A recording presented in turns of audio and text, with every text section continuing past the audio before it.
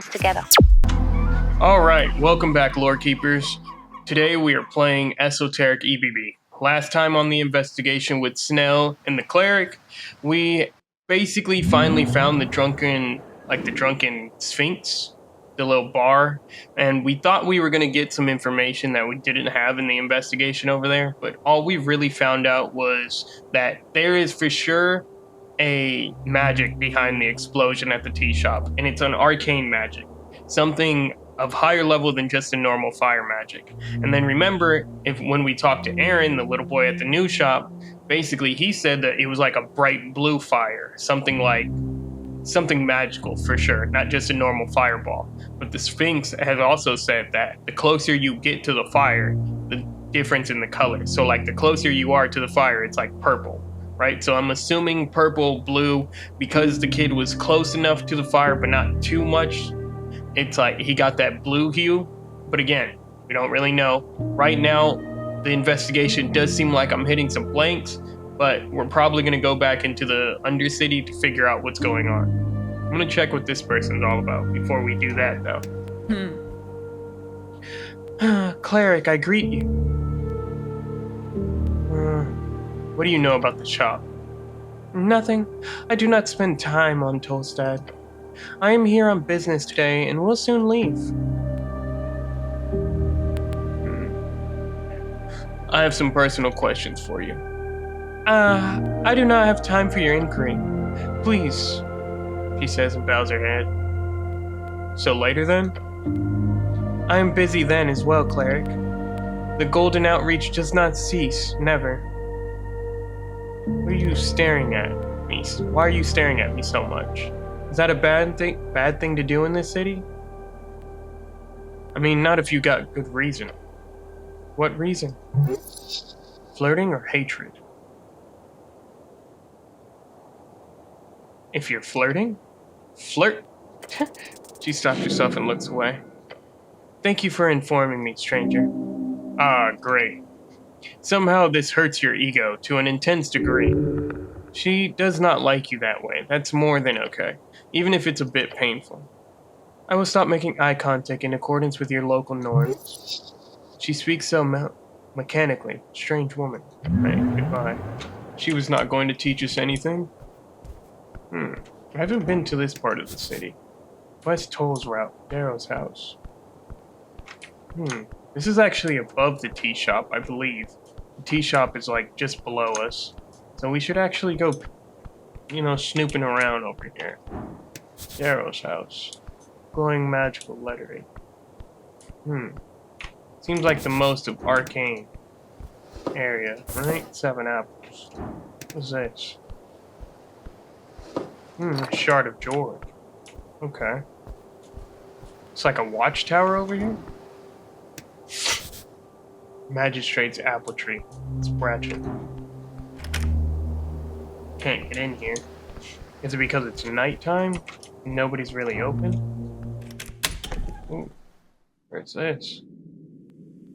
Oh my god. Darrow's Nest, the Upper Tolstad. The angel stands tall. She is blocking the hallway, leading further into the Coin Lord's mansion. She looks like a giant in here, despite the high ceiling. Her many eyes glare at you. Is that the magistrate? She nods. He will see you now, cleric. The words leave you shaking. The goblin gives you a stern look. Your muscles scream for you to be ready for a battle. Okay. What's this? A whale of many colors. A knightly helmet. Must be a leftover. Take it. Ooh. A frog's mouth. Can I? Oh! Got a new look in the wardrobe. Haha.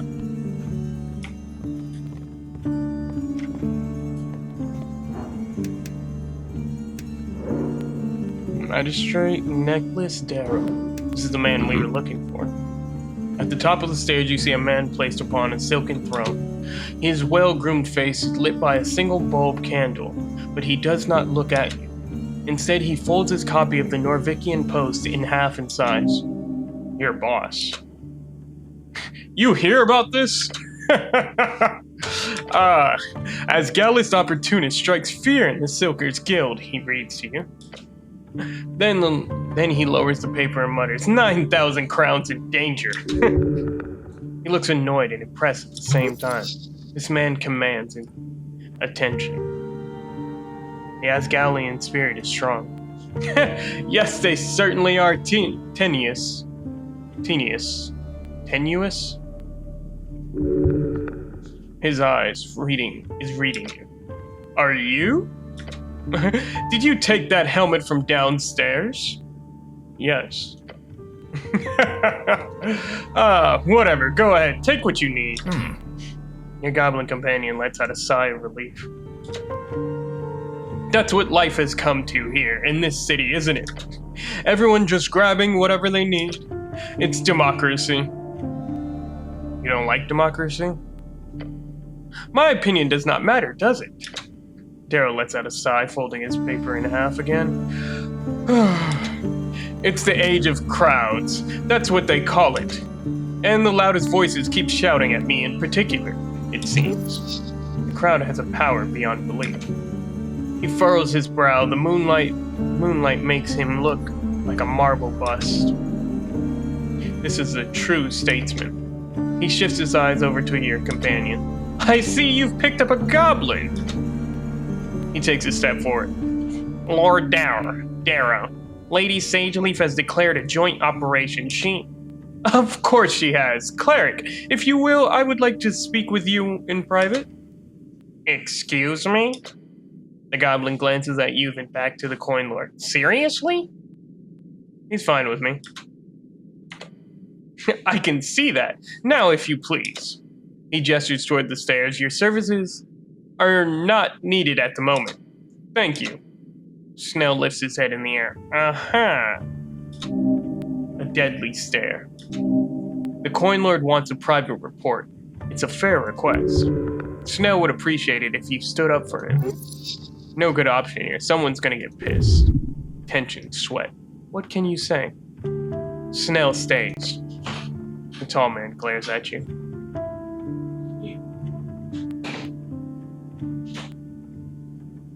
The tall man glares at you. Your asshole puckers. Glare back. You hear a chuckle from your companion. It's fine. Late anyhow.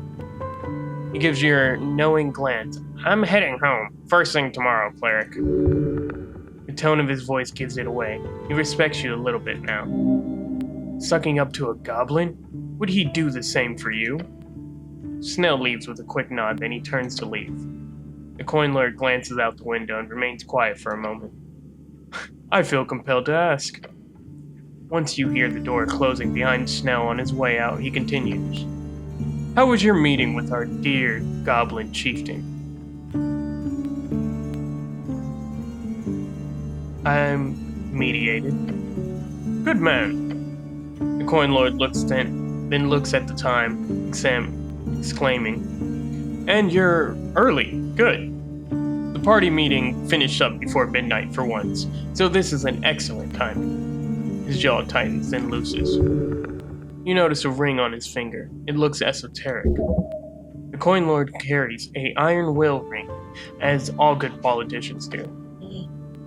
Make any mind-altering spell you can cast on him useless. Don't waste any spell slots.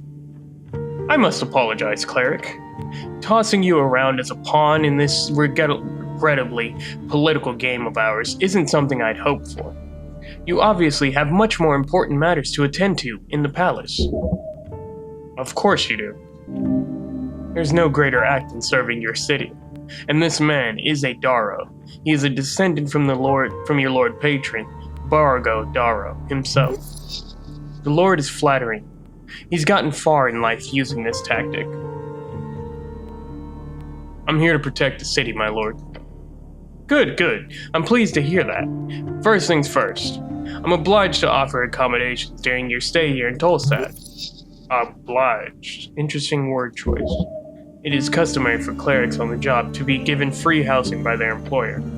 You may stay in the old guard tower. Coin Lord tosses you an iron key. The key will get you access to the tower. A tier uses one of the floors. You take the top one. Thank you for housing me, my lord. No need to thank me. It's entirely customary. Yeah, he has to do it. Otherwise, he certainly wouldn't. He shuffles about, looking annoyed for a moment. Now, about the incident. As soon as the fires were put out, I had a city engineer inspect for structural damages. He speaks of the tea shop. Obviously. Once it was cleared, and no casualties were reported, I shut it down. I hear something about a fireplace incident. He waves his hand through the air as if swatting a fly. A white lie. The reason why we've been so very careful with this whole ordeal is simply because we do not want to cause more strife. We've got enough of that already. Earth, pray tell. Suddenly you see how very tired this man is. What's your theory? This matter with the tea shop is one big distraction, I'm afraid. Of course it is, right before the election, at the heart of the city. Political manipulation. You think a party's behind it. He holds his hand up. I'm not saying anything, but while it is certainly an exciting thought, I do not believe any party has enough incentive to pull off something like this. My purest guess would be someone who has access to the arcane artifacts, or at worst a rogue spellcaster. Someone who would have the benefit from scared goblins and angry Asgallians. A radical. Not a bad guess. However, he is clearly attempting to not place focus on any real powers in this city. What information do you have? Aggressive spread of fire, a loud explosion. Militia rush across the halfway bridge and put it out. He looks out the window. The owner is missing. But no one got hurt. Got it. Keep him talking. You need more info before you ask about the tea shop. Well, it might be smart to go for the tea shop question straight away. You require information. Ask. Just as for access to the tea shop, you must complete your quest. I need access to the tea shop. His eyes, he's thinking of making a choice. Now is his time to convince him. Be careful. The goblins are not the only ones with eyes on the scorched tea shop. In fact, I have been advised to simply ignore the whole thing, to just let it go. That would be a sound choice if the goal is to avoid political fallout. That would be foolish. His eyes pierce through the visor of your helmet. Why? He wants your truthful answer. He is not asking rhetorically. Interesting. He genuinely wants your input. The city should protect its citizens, no matter their political affliction. He listens to your words closely. Well, Sage Leaf is insistent. He sighs and looks out the window. I'm in a difficult position, cleric. Do you make it easier for me? Will you? Do make it easier for me, will you?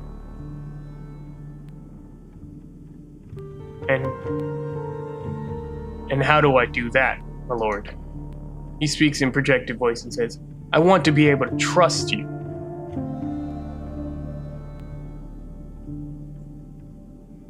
You are. He interrupts you, continuing, trust that you'll be able to keep this on the down low. That if anything unseemly were to be discovered, you'd of course keep such things from a non-city affiliated faction. Coin Lord speaks with the speed you're barely able to follow. Do you understand? Not a question, a demand. You're trying to steamroll me, right? Yep, he's trying to steamroll me. He's really manhandling. Hilarious. There's nothing to steamroll. You are his servant, nothing else. You gotta catch up. No, just accept it. Attempt to catch up. Damn. You close your eyes. You listen. Now, you big buffoon, you. You've got approximately 1.5 seconds before this wordmancer takes control of the conversation again, so it's time to shoot your shot. Shit. Can't think of anything, can you? Nope, not a thing. Well, good luck to you. What? What do you mean? You're on your own now. You're not going to help me out? No way. The whole thing's fucked. So what do I say? No clue. But you've been standing here quiet for at least 30 seconds at this point. It's time for you to open your eyes. I guess I should. Magistrate is reading his newspaper. He has now lost all interest in serving your strange behavior. He glances up to you. Oh, you're finished. You started breathing funny, so I assumed you needed a moment. But it's fine. It's not like I'm busy or anything. He very much is. Anyway, about the tea shop, I need reassurance, Cleric. Reassurance that you won't oppose the official city narrative.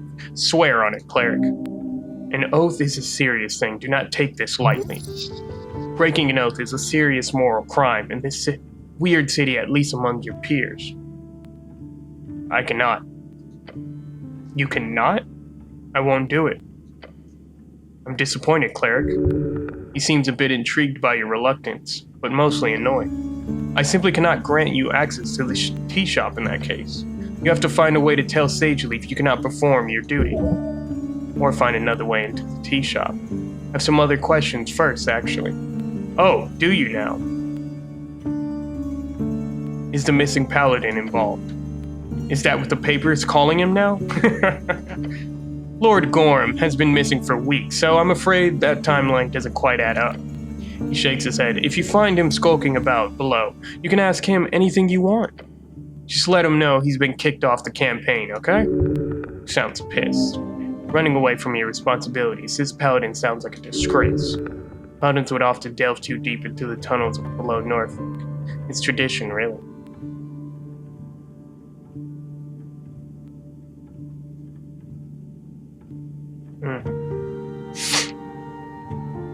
Is that angel your bodyguard or something? More or less. Its tier is a high prefect. Every magistrate gets the highest tier of protection available. She's not much of a talker, but I can't say I dislike it. She's lovely. You hear that, Etir? Darrow calls out from downstairs. Yes, magistrate. She replies coldly from below. The magistrate shakes his head. Earth be good. What do you know about the owner? Of the tea shop? A bird folk's mail. Called Drum. Something, the type to show up in all kinds of registers in the palace. But he didn't have any expensive insurance or anything. No insurance at all, in fact. Poor guy. The bird hadn't left the city in any official capacity. He's on the list. He could be anywhere. Coin Lord leans back. Maybe he's halfway to Volgini by now. Maybe he's down in the sewers. Who knows, Cleric? His kind can be found in all kinds of strange places. Birdfolk are known for their criminal acumen. A rude stereotype, but not statistically wrong.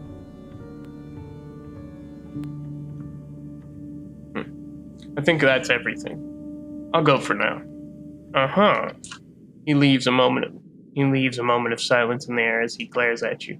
You're really ready to go at this alone, Cleric?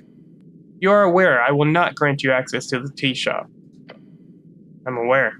So how do you intend to solve this then? I'll find a way. Interesting. Okay then. Good luck out there, Cleric. Thank you, my lord.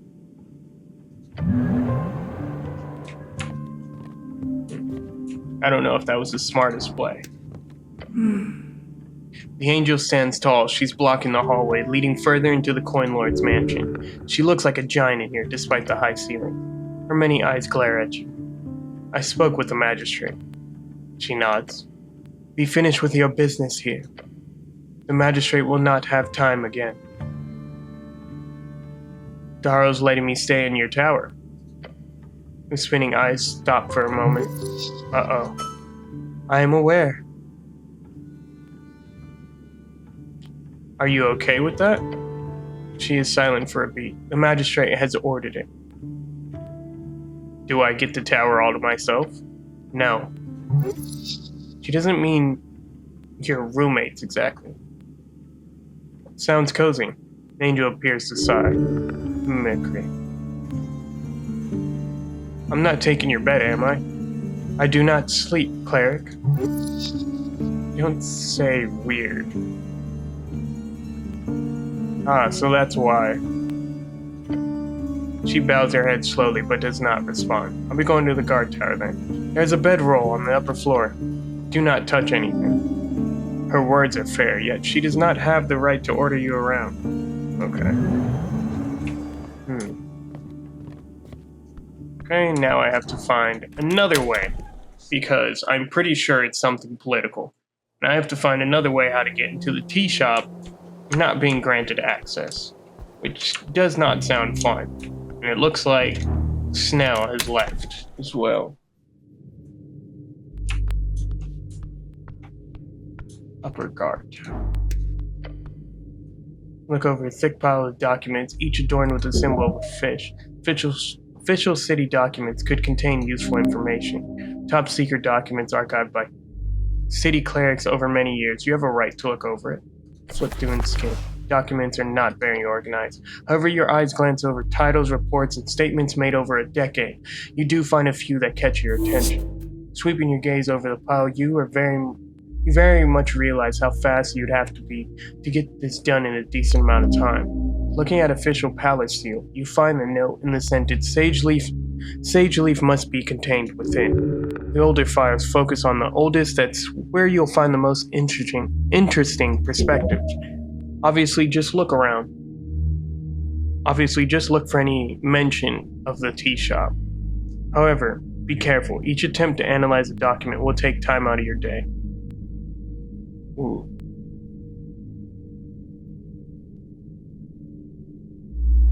Mentioning sagely. It's a letter. It doesn't make any sense apart from the mentioning something about Lady Miska Sagely. You spend an hour looking over the cryptic note to figure out. It's written in an official palace legalese. You don't understand much, except the fact that the letter appears to contain some kind of instructions for the local Earth Guard to allow Sageleaf to take over control of many of the facilities of Tolstad. It's dated for about 20 years ago, but it is also clearly warns the Earth Guard of not letting Sageleaf out of this area of confinement. Her people are not allowed to work in any other parts of the city.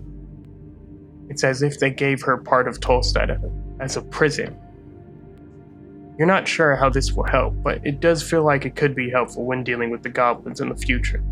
Not sure if I was supposed to know this information, but I do now. Turn to 11. Let's check out the short report entitled Tolstad Tea Shop File. It's a single page going over the official statement regarding the tea shop incident on the 21st of March. You spend 30 minutes looking through it. The report. There's some interesting details here, mostly things you've heard before. However, one detail that sticks out is that several people mention a man in yellow leaving the scene. That is most likely not your culprit. However, if this person is avoiding authorities, then he could know something relevant. Interesting. Man in yellow. Asgal spent 90 minutes. And a large number of documents detailing members of the local Asgal movement. You spend an hour and a half looking through the quite creepy details into the lives of a handful of Asgal members. You read a few papers that appear to be relevant. Osfall's exile, born in the Finska on the 12th of Cronus, 489 AE, 49 years old, fourth son in the second branch of the House of Embers, foreman of the Workers' Party, registered for citizenship in 489 AE.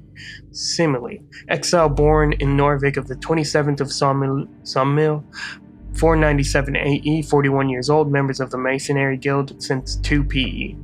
Exerba, exile born in the Vinska on the 2nd of the Gorgony, 510 AE, 28 years old, 7th daughter in the 3rd branch of the House of Embers, registered for citizenship in the 10 PE. Modessa, human born in Norvik in 9 PE, 18 years old. No known guild affiliations. There is a list over a dozen offenses on her record, and she has been arrested several times between the ages of 12 and 18. It's terrible that the archives contain such information on these people.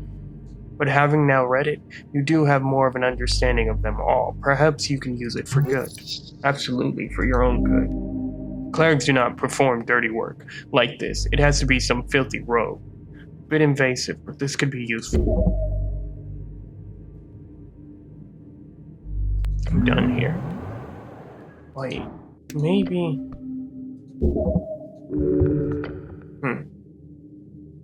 Undercoast expansion efforts. Let me see what I can learn from it.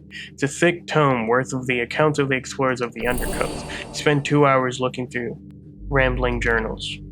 A journey through the gravity shift tunnels, a trek past an infamous known liches of perpetuity, surviving the depths of the yelling pits of loudness, and the fungal valley right above it. Then it goes on for several chapters on the topic of traversing the Undercoast itself, along with the visits of various enclaves and remote isles and the esoteric events that often change the landscape that far seaward. The knowledge held within might not help you directly, especially by just taking a quick look through it. But if you run into trouble below, some of these tips could save your life. Glance at the note sticking out at the end. A short list is stuck to the last page. It contains a bunch of names you don't recognize. It says Druidism meetups. They meet in various parks and eat some sort of snack. Not interesting nor dangerous. The Undercoast sure is scary. Done.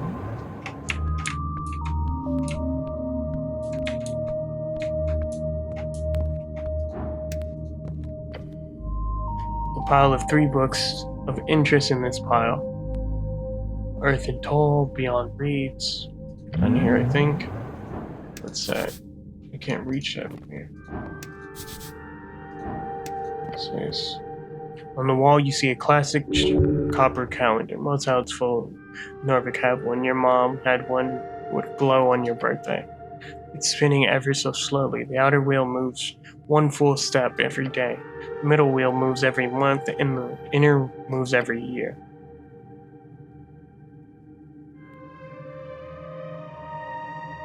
I'm okay. What is this? You approach the shrine. Oh, my spells are prepared.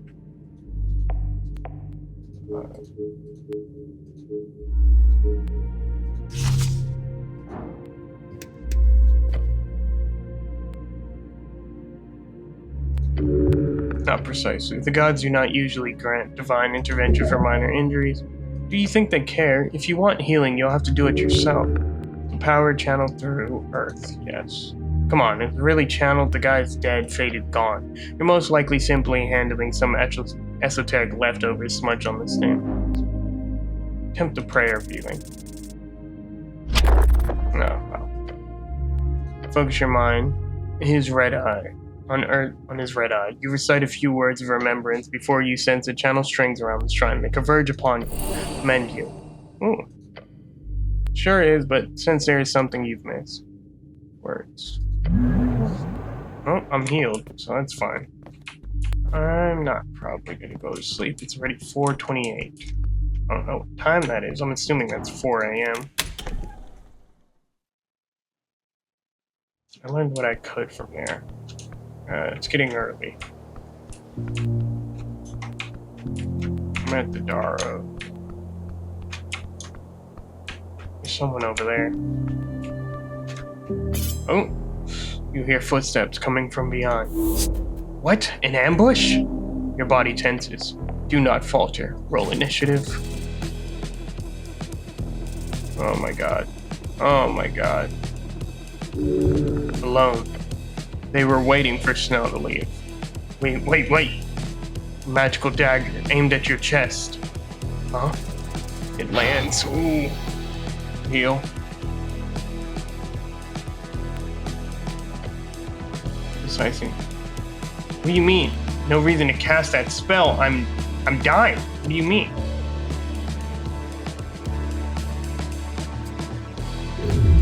Quivering, weak flesh. Just a little blood. It'll be fine. Adrenaline pumping. Let's go. Yeah, this situation's screwed up. Can't talk your way out of this one. However, you could probably try to confuse him.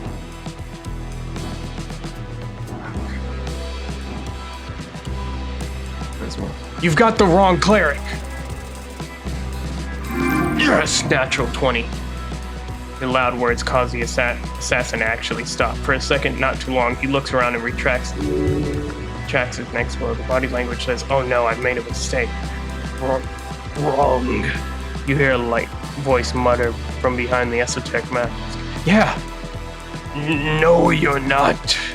The shrill voice screams at you as the assassin once again pounces forward. Bought you a few seconds, that's something. Don't stop, this bastard sure won't. You must destroy the attacker. You miss, Snell. Once again, the assassin goes forth for a thrust. Can I heal? Your throat. You feel nothing as it goes in. How deep? You do not know, but the warm rush of blood shows that something happened. Die. You are standing, but not for long. The assassin just stands there, his blade drenched in your blood. How are you? He's amazed over your resilience. I hear it.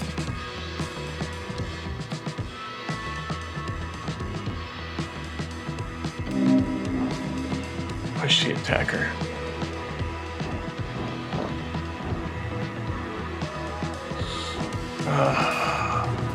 Scare him away?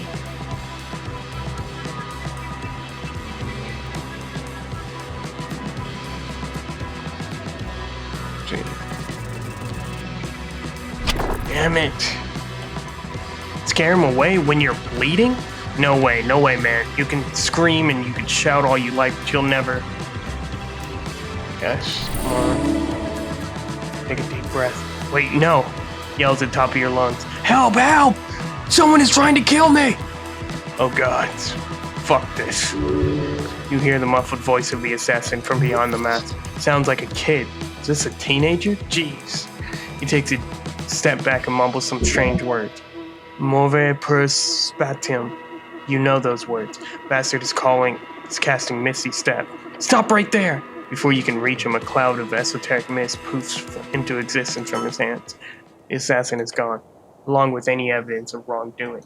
Chabrat, how horrific. Someone's really trying to kill you.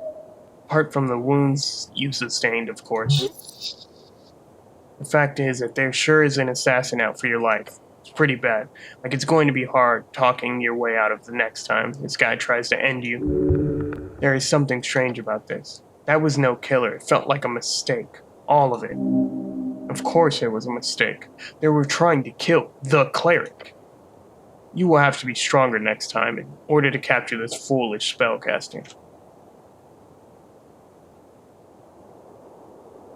This bastard really did try to catch me off guard and alone. Yes, he's clearly a coward. Not that the goblin would be able to do much, of course. This was connected. This has to be connected to the tea shop, right? Do not be so hasty to make connections. Just to break his damn necks next time. Mystery solved. I'll get him next time. Good attitude.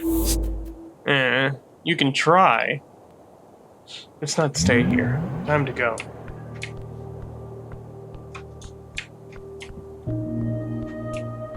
You didn't hear anything, Druid? Pinja Athena. Standing on the corner, you see a woman in a green coat. Her intense gaze focuses upon the cityscape horizon across the river. Is this a damsel? Does she need your help? Greetings, citizen. She turns her head, the expression cold. She is mourning. Yes? Elves cannot be trusted. I'm the cleric of Norvik. Valier. She breaks eye contact, once again facing the river. Your commitment to the clerikish behavior runs deep. Rude. Call me Pinja. Travahas. It's as if she's searching for something. Ignoring you completely. Fair move. What are you doing here?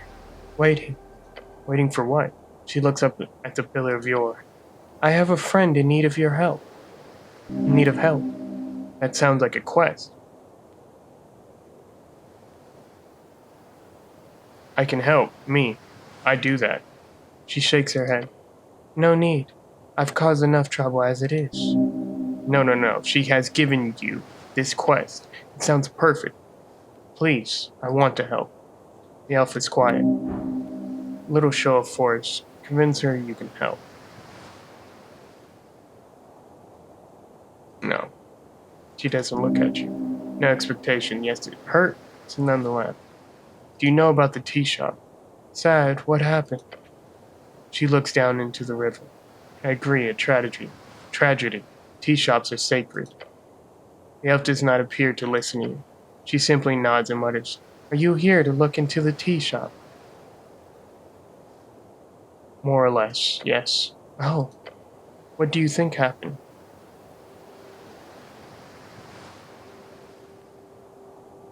Rogue spellcaster. You see the elf look at you with her piercing eyes. Thank you for your service.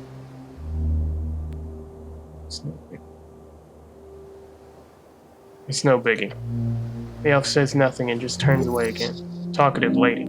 This woman is not one you can help. Not now, citizen.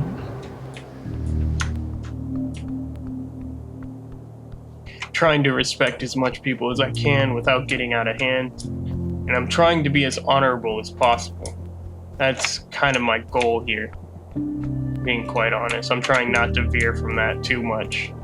Next time on Replaced. Reach is at the center of the termites' cave, approaching an encounter with their boss, Uncle Ben. Tune in tomorrow for the next episode of Replaced. Here.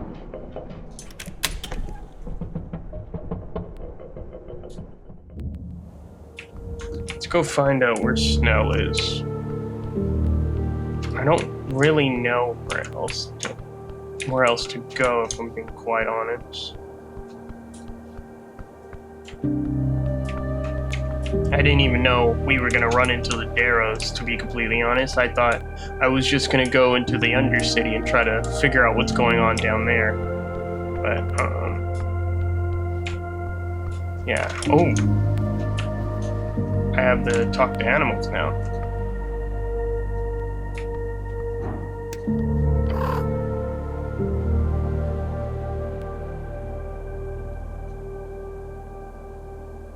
What do you know about the tea shop? Cat looks, does not turn. Place your palm in front of your face and whisper, everything is words. As you do, the subtle movements of the cat appear as not so subtle anymore.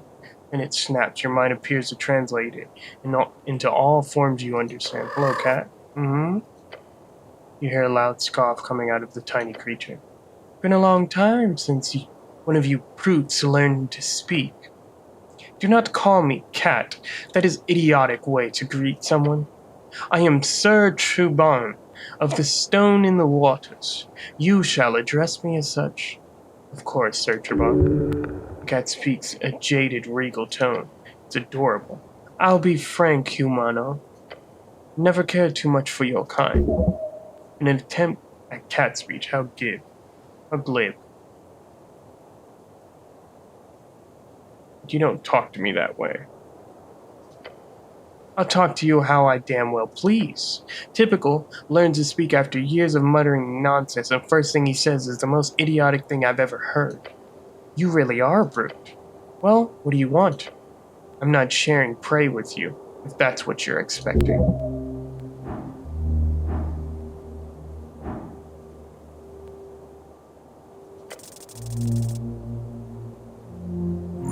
Ooh, okay. You want real answers? Feed his ego. Easiest way to do that is to compliment, but not soft compliments, hard compliments. You are a legendary creature of the dusk and dawn, Sir Tuban. The coast trembles at your appearance and longs for your presence. Yes, well, bards will surely write songs of my accomplishments. That is true. They will. And now, is there anything else you can think of that would be useful for me to hear? The cat yawns. Will you go away if I do? Absolutely. He sighs in a deep grumble, the type of noise that you cannot expect to come out of a cat. Fine. The blue fire awoke me from my slumber. Had I been closer, my whiskers would have been fried. Go on. Yes, I am trying. I wanted to know who'd caused this ruckus in my territory, so I kept watch. The green munchkins ran around like crazy, trying to put out the flames. Should call Snell that. I saw a brute, like you, but in garnished yellow cloth, being interrogated by some of them. At once the fire was out, which did not take long. The one who should have wings appeared. On her orders, the, what do you call it, tea shop, yes, they hammered it shut, and then did something, wave a glow on it. The locking spell to keep outsiders from entering the crime scene, commonly used in the scene. That's it, now leave. Thank you for the information. So it's blue fire. Just put simply, it's blue fire. And this is not going to restore any of my spells, huh? Take a deep breath and begin your prayer, and tranquility.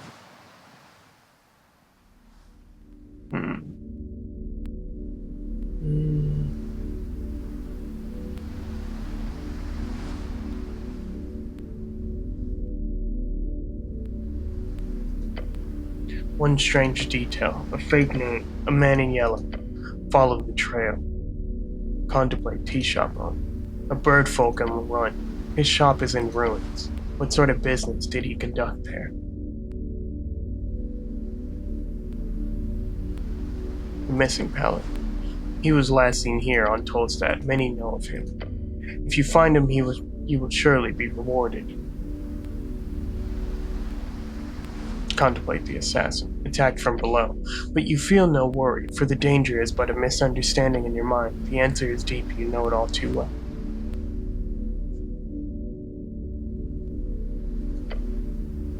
It was not an accident, you are not so clumsy. But the question here is not why you fell, but why do you live? Identity is not easy. It's everything from faction to home life to street. What you choose might be your first step.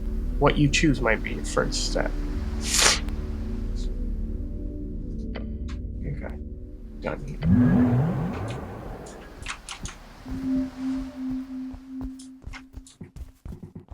Looks like I might have to go back down.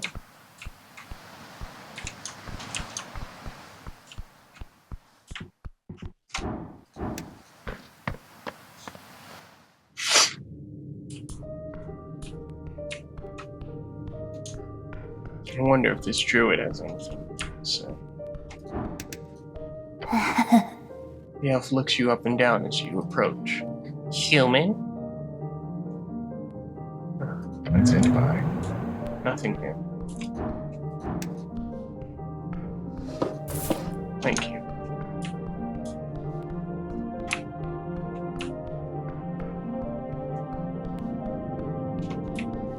Lady Sageleaf is gone.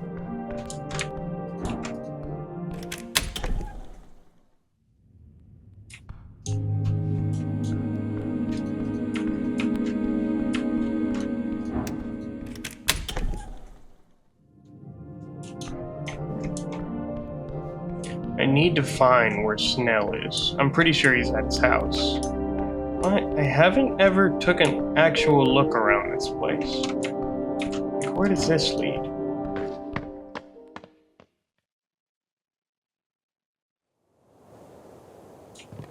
What the heck?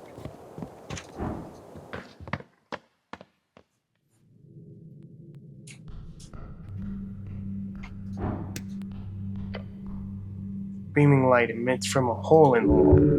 One of the apartment doors have turned into something not so normal. I will check that out once I get Snell back. Snell. Really shouldn't wake him up. Oh, are you kidding? Whatever. Go on my own. Touch the door.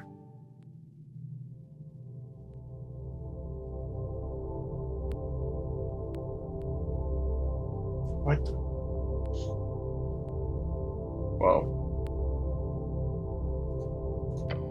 A string of radiant energy fills your senses. You are burning. Survive. Oh God. You feel the pain. Oh my god. Yes. Pulsating death fades from your bones and skin, and all you see is light and a door. Let's heal again. Go through the door. Step outside. The door closes behind you. Just come on. The door behind you is now normal. It is not the glowing magical or anything like that. A time dilation pocket? Or perhaps some type of portal to the positive realm. Either way, you're lucky you got out of it. Your body is refreshed. Interesting. Oh well. Dawn of day 2. Come on, Snell, get up. Morning, cleric. The goblin rubs his eyes. You ready to head out? Yeah, more or less. Goblin collects his things, strapping the pouch on his hip, adjusting his jacket. As he finishes up, either way, yesterday with Darrow. Thanks. You are welcome, Goblin. Doesn't make much of a difference to people like him, but seeing you stand up to Darrow like that, priceless. I only did what was right. What an honorable cleric we've picked up. Oh boy! Finally, Snell puts a pouch inside of his inner jacket pocket. Alright, I'm ready. Snell joins your party. Alright. Back to it. I'm pretty sure we don't need to look around your house.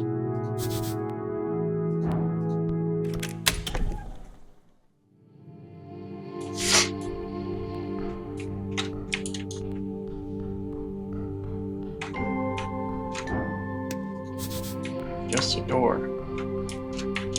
Okay, well, we found something here. It's an esoteric event of some kind. I don't live here. Okay. It says, make a door smooth as stroke back. Knock. Nice in a polite fashion. That was very low. They probably didn't hear you. Wait. Patience is a virtue. Standing in the pillar crossing like this, just waiting. It's calming. Don't think they heard. Hang on the door.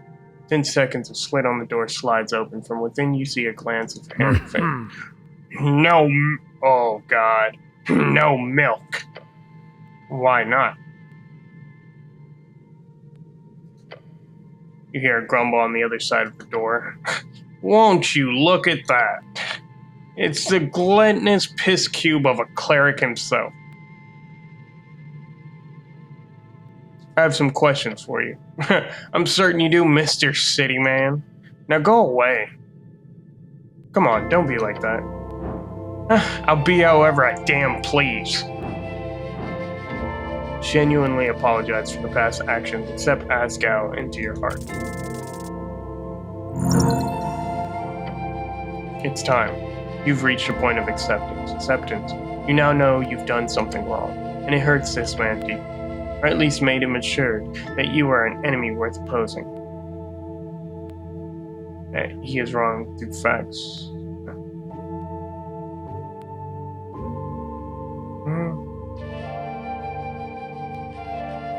No, I get it. Yes, go ahead. You leaving or what? Bow down before him. Huh? I've caused great harm to you. The dwarf glares at you. I've caused great harm to you and your comrades, and the movement as well. You hear him grumble beyond the door. Please forgive me, I am a friend of the movement. I want to become an Asgal. I want to join the movement. The dwarf is silent for a second. Get up. You're a strange one, city man. But I suppose you could be useful. He closes the slit. You hear some yelling from beyond. Then you hear a click on the door. It is open. Time to make some friends. Okay, then. So, before we head into the Asgalian hub or place or whatever you want to call it, we're actually going to stop there. The investigation's growing cold. but we're getting somewhere. I don't feel like there's really a trail other than the one that we've known for the past few episodes, where it's the man in yellow, the Frank in yellow.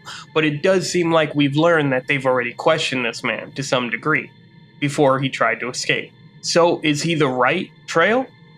I don't know. We're going to have to figure that out next time. Thank you guys for tuning in. I'm Hollow. Follow the light inside. See you guys later. Thank you for watching.